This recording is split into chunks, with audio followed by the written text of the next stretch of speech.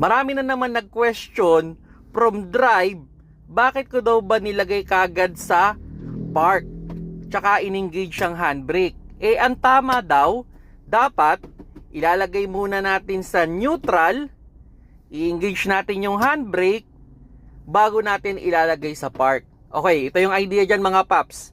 Kung kayo ay nakaparada naman sa isang pantay na kalsada, hindi naman necessary na kailangan nyo pang ilagay yan sa neutral.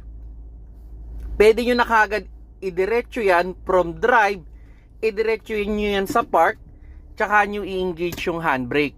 Okay lang yun, wala kayong magiging problema doon.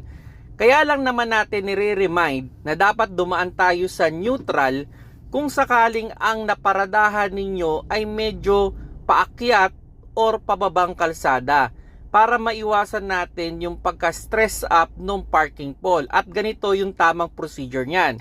Okay, like for example, inclined yung kalsada natin, senaryo. Okay, so nakaapak tayo sa preno, naka-hold yung paa natin.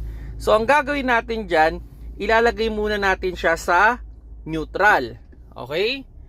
Then, i-engage natin yung handbrake ng maayos. Tatanggalin natin yung paa natin sa preno. Sisiguraduhin natin na hindi na umaatras or umaabante ang sasakyan. After that, i-hold natin ulit yung preno, tsaka natin ilagay sa park. Ganyan yung paraan kung sakaling nasa inclined location kayo. Pero kung nasa pantay lang naman na kayong kalsada, from drive, pwede nyo na kagad i-diretso yan sa park. Then, engage ninyo yung handbrake at tanggalin ninyo yung paa nyo sa preno. Okay lang yon, wala kayong magiging problema doon mga paps.